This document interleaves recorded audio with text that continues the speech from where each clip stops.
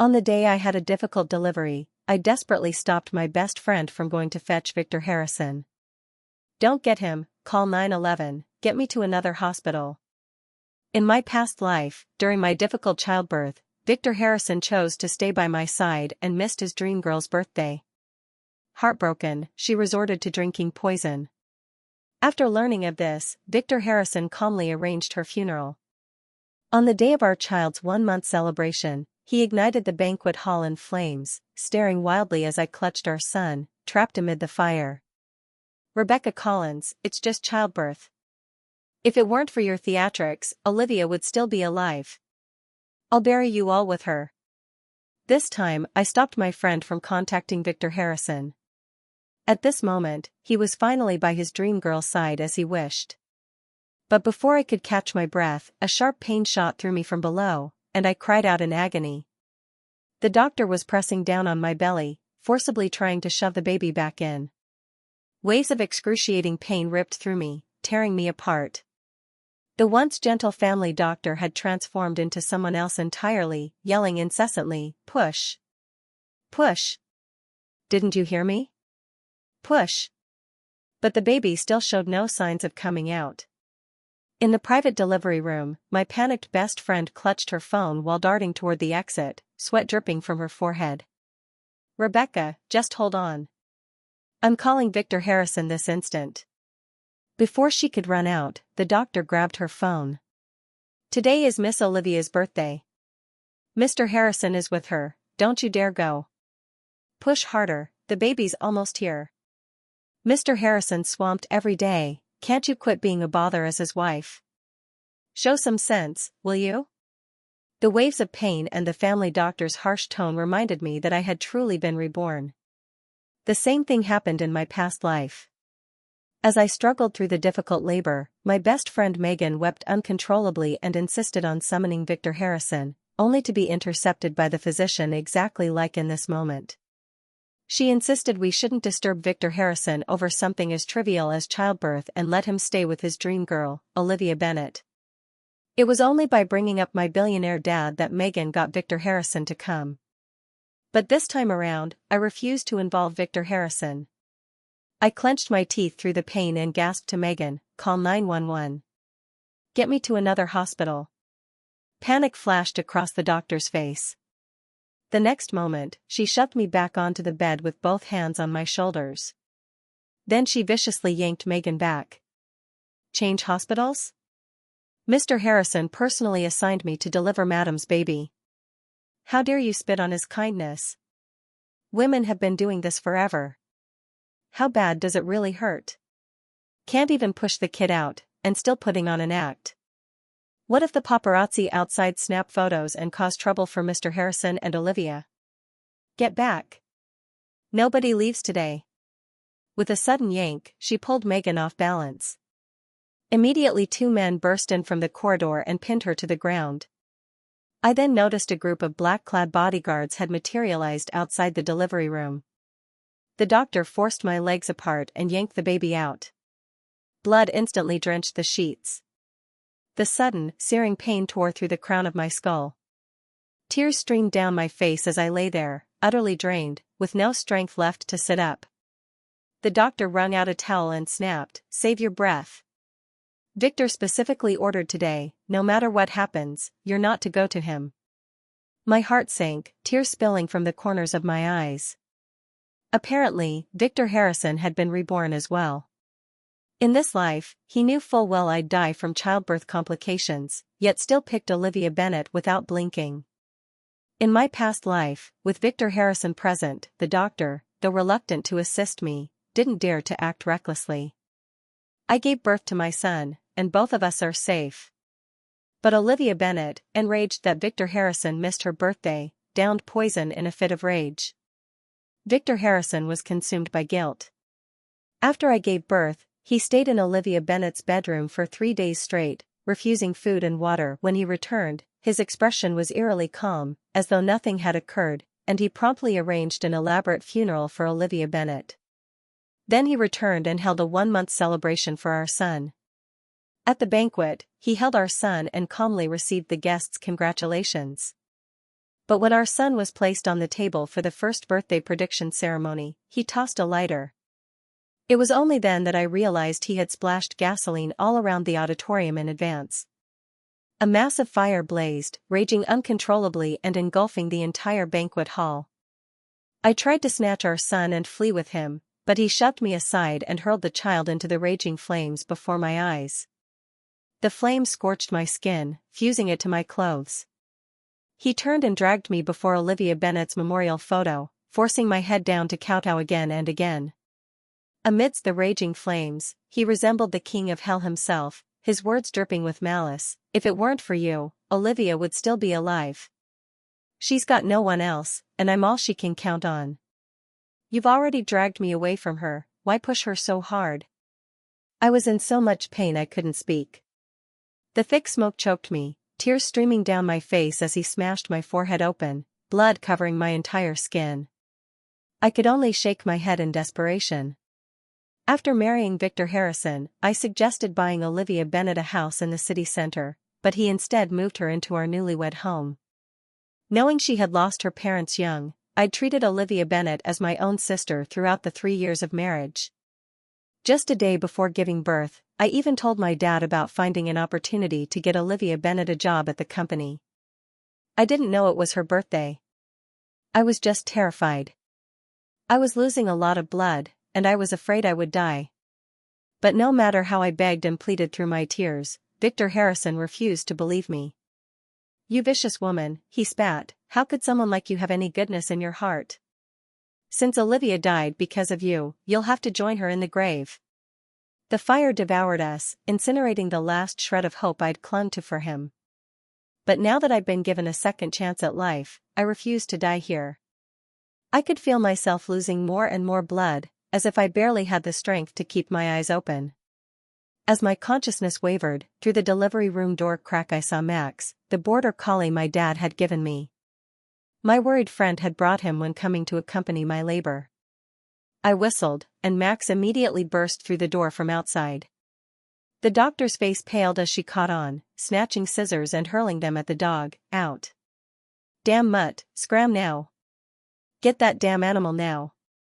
The black-clad bodyguard swarmed forward. However, Max had undergone special training. Nimble and agile, it darted around the room, sending several doctors tumbling as they tried to block its path. Max stared intently at me, and I stammered out the command we'd practiced, "Go find Grandpa." But suddenly, the doctor turned around and shoved a soaked towel into my mouth. "No talking. No talking. Today is Olivia's birthday, no one disturbs her." I couldn't speak. Though numerous, the bodyguards failed to catch Max but swiftly drove it out. The dog could only evade their grasp outside, barking desperately while staring at me through the door. Luckily, Megan had grown up with me and had learned some dog training whistle commands. But just as she let out a short whistle, the doctor slapped her hard. "Jinx trash, the both of you. All you do is cause trouble for Mr. Harrison." Megan was dragged out with her mouth clamped shut right in front of me. The delivery room door slammed shut, leaving only me, Dr. Walsh, and a few assisting nurses in the space. I was losing more and more blood, but the pain was growing fainter, and the baby still hadn't moved for hours. I was desperate and panicked, gasping for air. The doctor barked orders while cursing, "What a goddamn mess. Who the hell pushes like that? Stuck with you today, my damn luck. Push. Didn't you eat? Get this brat out now. I've got Miss Olivia's birthday bash to catch. Everyone's standing around here doing what? Can't you see Director Collins is here? Get out of the way now." It was my sister? Joy flooded me, but I couldn't vocalize.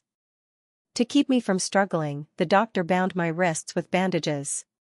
Hearing the commotion outside, she glanced at the blood-stained floor, her expression shifting. "What's taking so long? Can't you even get the baby out? The bleeding won't stop, can't let the director see this, or I'm done for." "Right. Shove it back in, gotta force the baby back in." She muttered under her breath, one hand pressing hard on my stomach as she shoved the baby, whose head had already emerged, back inside with a forceful thrust. The pain sent me into convulsions, but I could only thrash my elbow against the bed, desperately hoping my sister would hear and burst in to save me. The next moment, a voice snapped from outside, "Why are you gaping? Open that door now. How long has my sister been in there? Why haven't we heard anything? This is a hospital, who gave you permission to be here?" My eldest sister had always been a force to be reckoned with, and no one in the elite circles dared to cross her. The delivery doctor suddenly stood up, hastily rinsed her bloodied hands, and barked at the others, "Hold her down and shove the baby back in. I'll deal with the director." With that, she stepped out of the room. The nurses under her orders edged closer nervously and took over where the doctor had left off. Outside, Dr. Walsh's voice came in a low, placating tone, "Director, please stay calm. It's not that I'm keeping you out. The lady's still in labor, you're a doctor yourself, you know how fragile women are at this stage. If she catches a chill now, it could cause lifelong complications. Childbirth is usually quick. I understand your concern for your wife's health. Why don't you wait here a bit longer? The baby will arrive soon, and I'll make sure both mother and child are safe." My sister said coldly, "You have 1 hour. If the baby isn't out by then, get out of this hospital." Not long after, I saw the delivery room door swing open and then slam shut again. Dr. Walsh walked over to me with a smug look, glanced down at my lower body, and wrinkled her nose in disgust. The others glanced at her anxiously and whispered, "Dr. Walsh, what do we do? If the director finds out, we're all finished. What's there to panic about?" She kicked the nurse angrily, turned to me with malice flashing in her eyes, and hissed through gritted teeth, "Dead folks don't snitch. Births get messy, we just need the brat out. Who cares if the sow dies after whelping?" My heart plummeted, fear creeping into my mind as goosebumps prickled across my skin.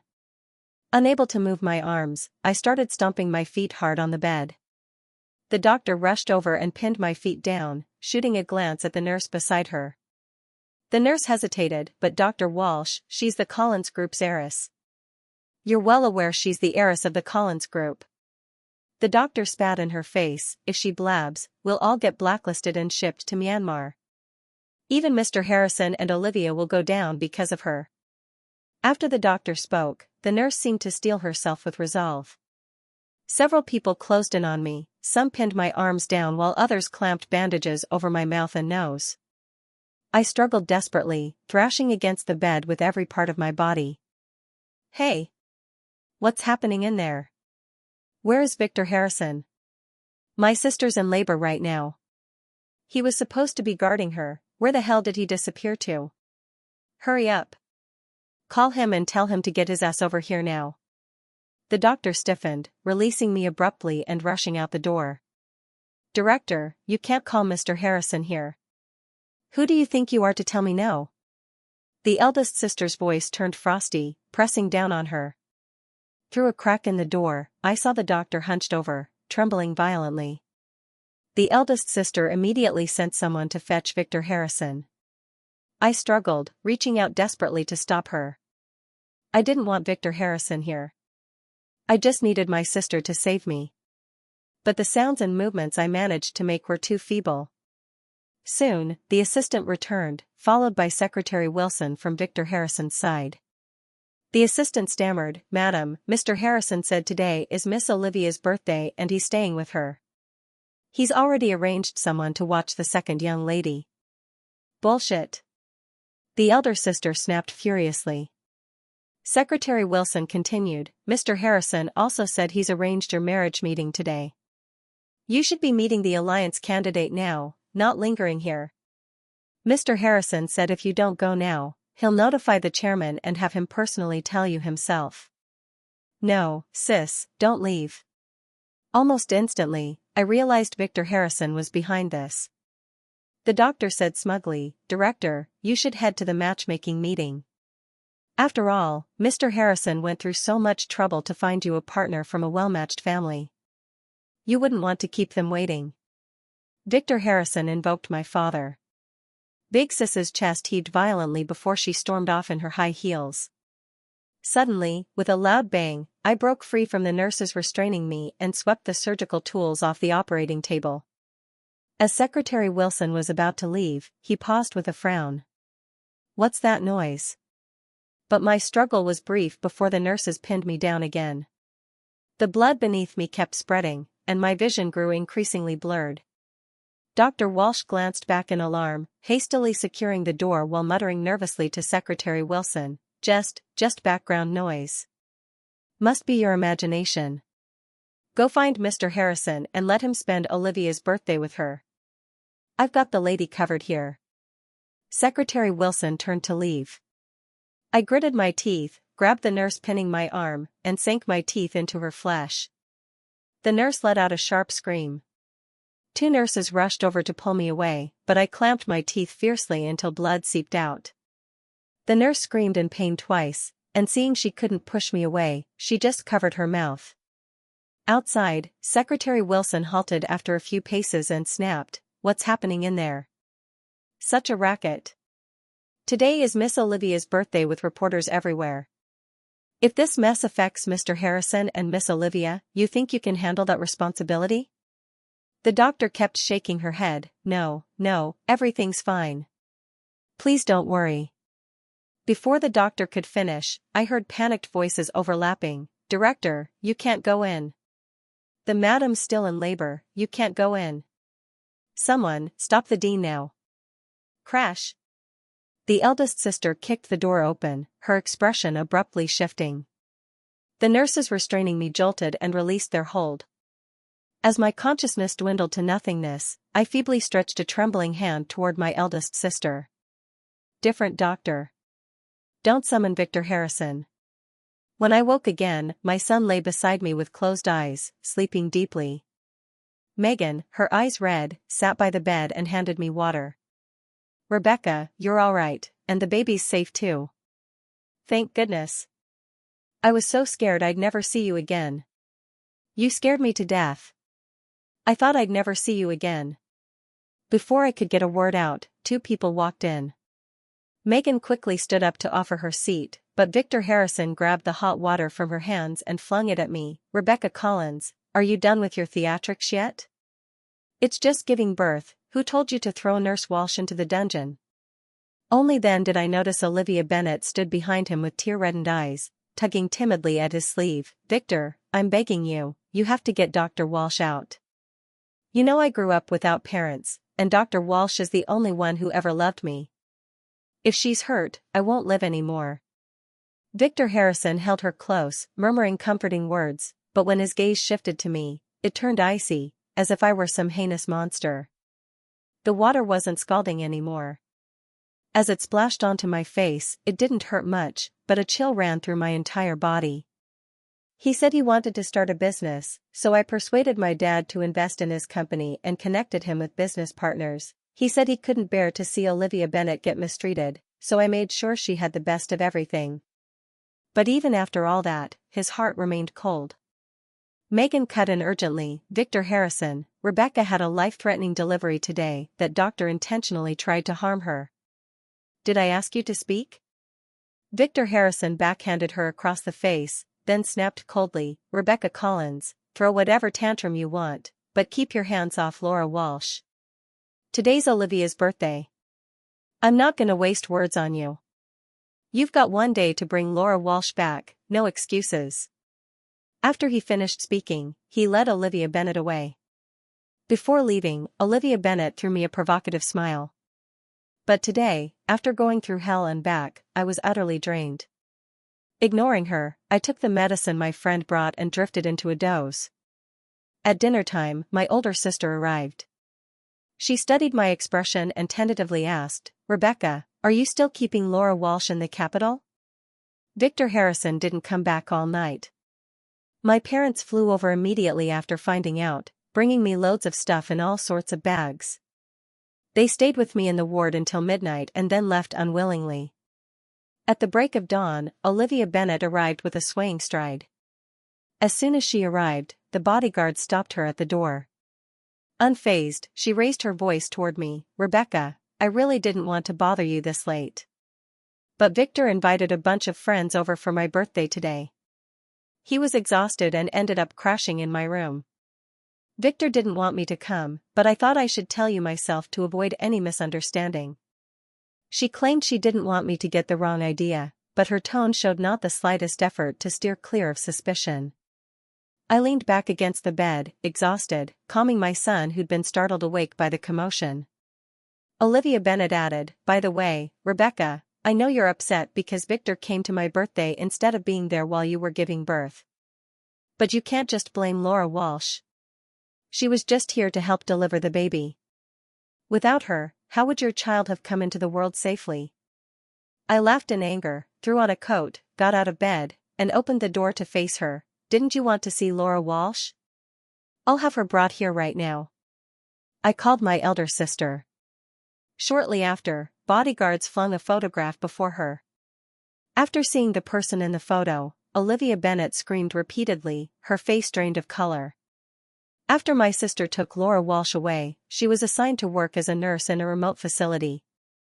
She fled the hospital that same night, determined to sneak back into the country, but was intercepted by a notorious playboy from their circle who took her away. It was only the first day, and she had already been tortured beyond human form. Laura Walsh had her eyes gouged out, her tongue, nose, and ears sliced off, her tendons severed in all 4 limbs. Her body was riddled with wounds without an inch of intact skin, lying in a pool of blood, a ruined shell of a person. Before I could speak, Olivia Bennet covered her mouth with a shriek and bolted. I had someone take care of the photo and returned to the hospital room to calm my still-crying son, which took a lot of effort. The son had just been coaxed to sleep when the door burst open. A furious roar erupted. "Rebecca Collins, are you insane? How dare you hurt Laura Walsh?" Olivia Bennet trailed behind Victor Harrison, hiccuping through sobs as tears streamed down her face. She tugged at Victor Harrison's sleeve, sobbing, "Victor, I never meant to stop you from staying with Rebecca. It's just, she was in labor, and you're a man who doesn't know anything about childbirth. I thought you might get in the way there. I never thought. Victor, it's all my fault. Laura Walsh was so good to me, and I got her hurt." With those words, she made to slam her head into the wall. Victor Harrison quickly held her back, soothing her with gentle words before turning to seize me. "Rebecca Collins, you've gone too far. You're coming to the police station with me right now to confess." Clutching my son, I scrambled to hide further into the bed, but he dug his fingers into my hair and struck me with a backhanded slap without a word. "Rebecca Collins, I never imagined you'd be this vicious. Just because I wasn't here with you, you'd torture Laura Walsh like this?" My son was thrown onto the bed, limbs flailing as he wailed uncontrollably. "Sir, you can't do this. It was that doctor who acted unethically, seizing the chance to kill Madam during her difficult labor." Megan came running at the sound and spoke up in my defense. "Victor!" Olivia Bennet shrieked through her torrential tears, cutting off the explanation. "I've always known Rebecca dislikes me. I personally arranged Laura Walsh to attend her delivery. Is Megan implying I schemed to murder Rebecca?" "Bullshit." Victor Harrison was livid and kicked Megan to the ground. I tried to struggle toward my son, but still weakened from the difficult childbirth, I couldn't summon any strength. Victor Harrison grabbed my hair and dragged me off the bed. "Move it. You're coming with me to the police station right now to get justice for Nurse Walsh." Ignoring my struggles, Victor Harrison hauled me through the doorway. My body, still recovering from childbirth, shuddered as the wound split open again, leaving a trail of blood in my wake. As if he hadn't noticed, Victor Harrison gripped the back of my neck and shoved me into the Bentley. Over his shoulder, I saw Olivia Bennet smirking and cocking an eyebrow at me triumphantly. Just as the car was about to pull away, a luxurious Rolls-Royce came to a stop facing us. My father's cold voice came from outside the car. "I'm the one who sent Laura Walsh away.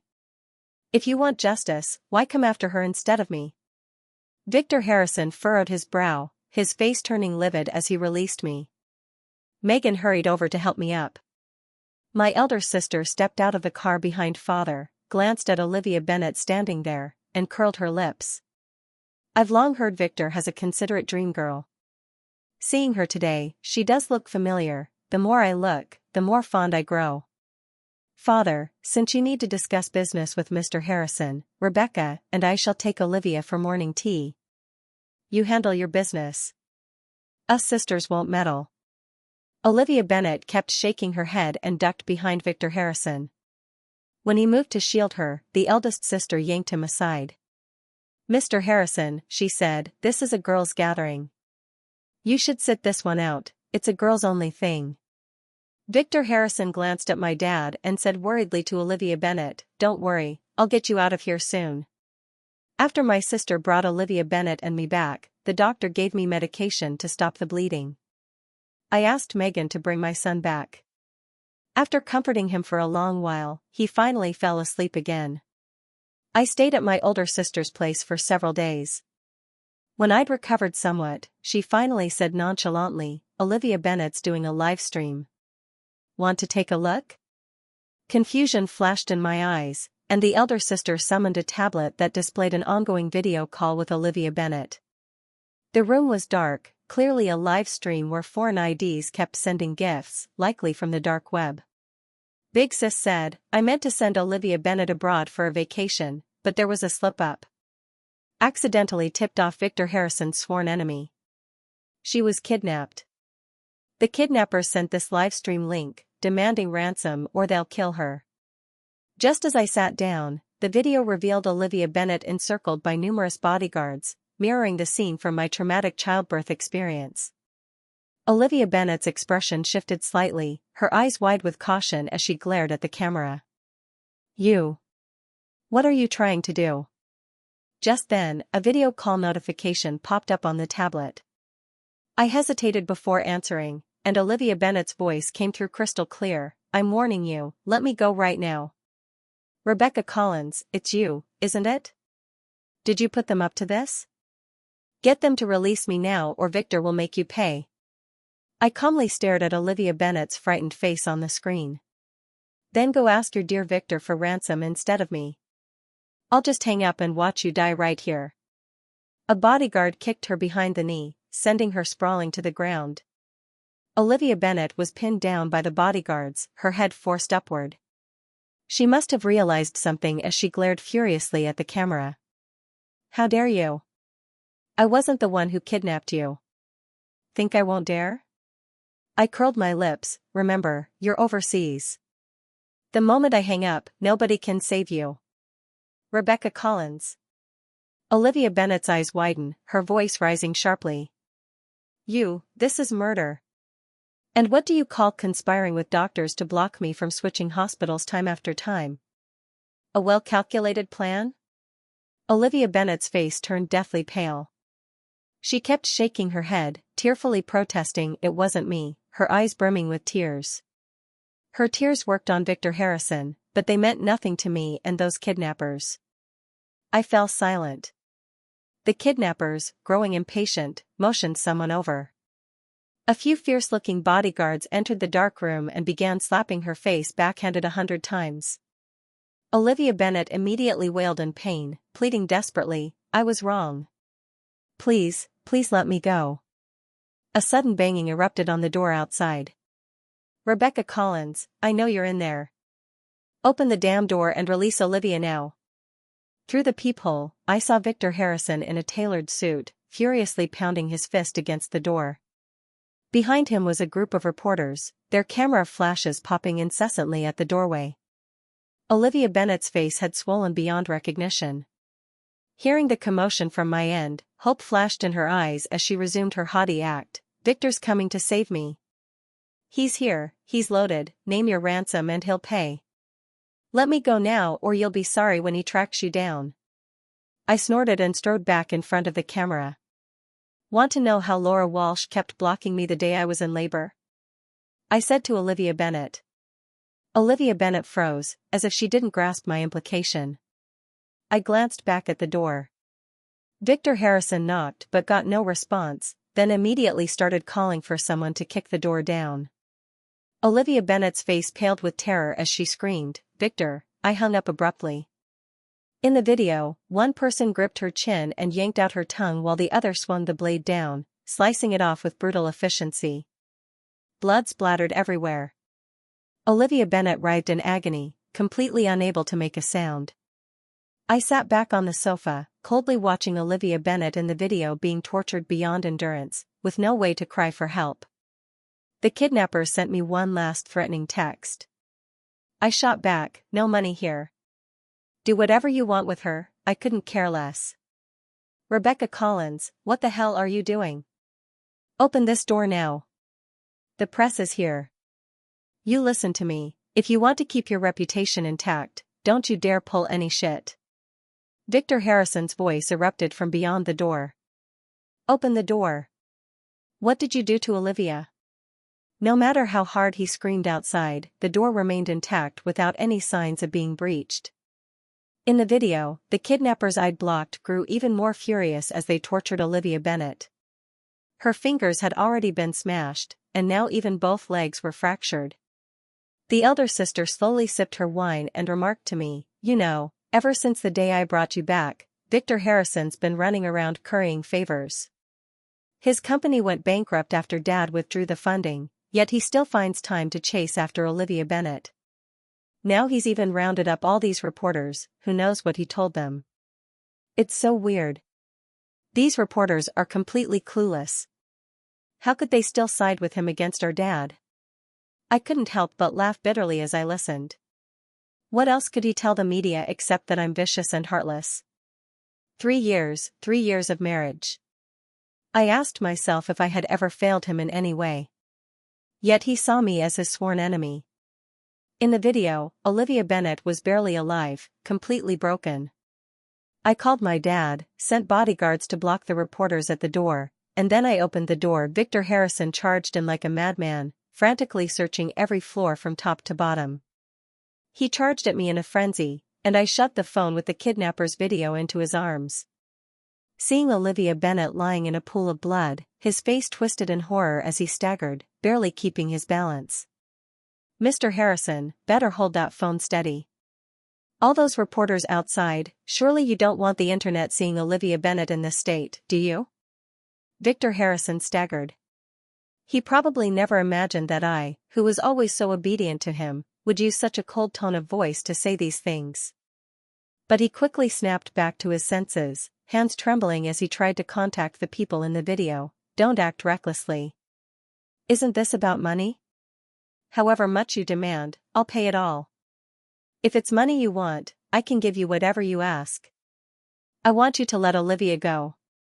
Release her this instant." But he spoke too late. With Olivia Bennet barely clinging to life, the kidnappers finally released her after extracting repeated promises from him. "Oh, so you still had money to bail out Olivia Bennet? I thought you were bankrupt and couldn't scrape up a dime. Figured she should show some consideration, stop demanding so much and learn to behave. I thought you were broke and couldn't cough up the cash, so I figured Olivia Bennet should cut you some slack, maybe not demand such a hefty sum and learn to be a bit more considerate." Victor Harrison's chest heaved with rage as he shot me a vicious glare. "Rebecca Collins, you'll regret this. I'll make sure Olivia gets justice." He turned around and stormed off. I called after him, "That's my phone." He stopped in his tracks, then turned around and hurled the phone in my face. That night, I heard Victor Harrison had flown overseas overnight and shelled out a fortune to retrieve Olivia Bennet. I remained unfazed.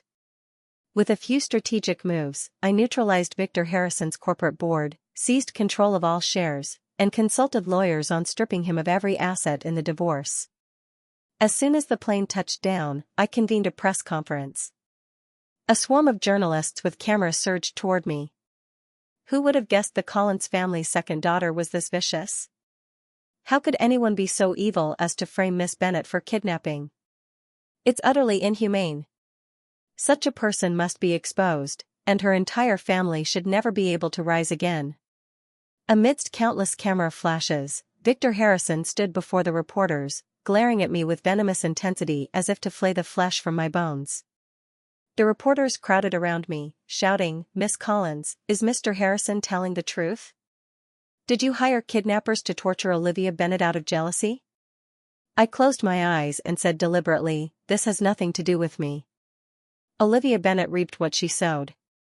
But since you're asking, I do have words for you all. I've been married to Victor Harrison for 3 years, and I've treated him and Olivia Bennet with nothing but care. What did he do in return? Days ago, when I was in labor, barely clinging to life, Olivia Bennet teamed up with her hospital pals to try shoving my baby back inside me. Victor Harrison even forbade me from calling another doctor just so he could be with Olivia Bennet on her birthday. After the child was born, he started abusing both me and the baby because of Olivia Bennet. The moment I spoke, the crowd erupted. Victor Harrison widened his eyes at me, his face full of disbelief. He snapped back, "What nonsense. Olivia's been kind-hearted since we were kids. She'd never do something so evil. You're clearly framing her to ruin her good name." I had the nurses who worked with Laura Walsh during my delivery brought in, and they freely confessed everything in front of the camera. Then I presented the surveillance footage of Olivia Bennet conspiring with Laura Walsh to block me from her birthday celebration and played it for the cameras. This was retrieved from the hospital. She's confessed to intentionally trying to silence me permanently. What more is there to say? Victor Harrison, by every right I'm your wife. Where would you be today without me? Now when your own wife's being ganged up on, when your flesh and blood's being smothered by their schemes, you still take their side without batting an eye? Victor Harrison staggered but shook his head in denial. Impossible. Olivia would never do such things. You must have resorted to dirty tricks. A profound bitterness welled up inside me. After all this, he still refused to believe me. I had some people ushered in, and Victor Harrison paled instantly. I sneered, "What's the matter, Victor Harrison? Recognize them? On the day I was in labor, these were all people you personally assigned, claiming you had to celebrate Olivia Bennet's birthday and ordered no one to bother you." As I spoke, I rolled up my sleeves to show him the bruises Laura Walsh had left on me. "And these," I said, "are proof of how she abused me during my difficult labor." Enough. Victor Harrison snapped, cutting me off like he couldn't stomach another word. He stared at me dazedly, snatched the phone I was showing to reporters, and softened his tone. "What are you trying to do? Rebecca Collins, you said it yourself, we're married. Even if Olivia really did something wrong, aren't you perfectly fine right now? I can just have her apologize to you. Why did you have to go to such deadly lengths against her?" I was so angry I could laugh. Even now, he was still trying to get me to publicly admit to the things I supposedly did to Olivia Bennet. But I didn't do any of that. My father finally stepped in. "Victor Harrison, shut your mouth," he snapped. "I entrusted my daughter to you just so you could mistreat her like this?" I don't want to waste another word on Victor Harrison. I turned to the reporters. The evidence and witnesses are right here. Since you're all present, I ask you and netizens across the web to stand as witnesses for me. I'm divorcing Victor Harrison, and I'll make sure every one of them pays for what they've done. Victor Harrison stared at me in disbelief. "Rebecca Collins, how could you be this cruel?" I ignored him. The reporters, who had been so outraged and eager to see me punished just moments before, now looked at each other uncertainly. But in the end, Victor Harrison hadn't directly harmed me himself. He just got a police scolding and 3 months in detention. I seized the chance to divorce him and made sure he walked away with nothing. After the divorce, Victor Harrison texted me almost daily, saying he wanted to meet me. I ignored all his messages and blocked him completely. However, the day before he was about to be sent abroad by my dad, Olivia Bennet finally couldn't hold on any longer and died. She had no family, so I had her cremated and went to see Victor Harrison. After 3 months, he had lost his former vigor, sporting a scruffy beard and looking utterly disheveled. "Rebecca, you finally came to see me." As soon as he saw me, he tried to rush over and hug me. "You have no idea what I've been through these 3 months. They actually hit me and called me names," he said, rolling up his sleeves to show me his wounds. I stopped him. "I know." With my head held high, I stared down at him from my Maserati. Because I had it done. You? Victor Harrison's eyes widened. How could it be you?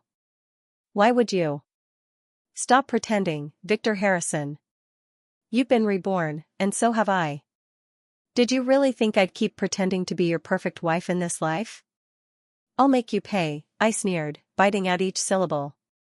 This life and the last, every wrong you've done, you'll answer for them all. Victor Harrison shook his head desperately. No, it's not like this. Rebecca, you love me so much, you wouldn't do this to me. Was it Catherine Collins who put you up to this? I knew it. That good-for-nothing, you keep hanging around her and she'll ruin you. Slap him. The bodyguard restraining him wound up and landed a hard slap that snapped his head sideways. Victor Harrison, do you think you're still the high and mighty Mr. Harrison anymore? Who the hell gave you the right to badmouth my sister? The success you had was because I loved you and had my dad hand it to you. Did you really believe you hustled your way up all by yourself? I said, your efforts are worthless before my love. Now you've lost even that scrap of remaining value, so why should I keep indulging you? Oh, and remember your precious little dream girl? I gestured for the bodyguard to bring the urn over and place it in front of him. Victor Harrison stared blankly upward, and only then did I realize his eyes were blurred with tears as he wiped the grime from his face. Didn't you swear I murdered Olivia Bennett and demand my life in return? I sneered, since you've already pinned the blame on me, wouldn't it be a shame if I didn't actually do the deed properly in this second life? You. Victor Harrison kept repeating that one word, unable to get another word out. I had achieved my goal, so I stopped paying him any mind and told the driver to take us home. Victor Harrison suddenly rushed over and grabbed the car window, pleading, "Don't go, Rebecca. Please, don't go." I looked at him. Is this how you beg? Victor Harrison fell silent. He glanced down, hesitated, then dropped to his knees before me. I'm begging you. Rebecca, I'm begging you. I know I messed up. Let's get back together, please? I swear I've learned my lesson. I'll never treat you like that again. We've got a son, Rebecca. How can you doom our child to grow up fatherless from birth? He wept bitterly, but I detected no trace of grief in his eyes. All I could see was hate. I knew this was just part of his plan to endure humiliation. If I really got back with him, the moment he got the chance, he'd still kill me. I sneered, do you even remember how you tossed our newborn son into the fire in your past life? Victor Harrison froze briefly, then hastily moved forward 2 steps on his knees. I do, I remember it all. I'm sorry, Rebecca. It's all my fault. I've truly realized my mistakes now, he pleaded, desperation clinging to his words. Please give me another chance. Let's get back together. I'll take care of you and our son, I promise. I'll make things right, I swear. I narrowed my eyes, then don't forget, you're a dead man walking. With that, I had the bodyguard drag him away and drove home. The next day, Victor Harrison was sent overseas to a remote location. On the 3rd day, my sister brought news. Rebecca, did you know? Victor Harrison, he's gone. Even without my sister's words, I knew Victor Harrison had been captured during his business trip abroad, tortured, had both kidneys removed, and was ultimately killed. I gasped in mock surprise. Really? How tragic. Everything has finally come to rest.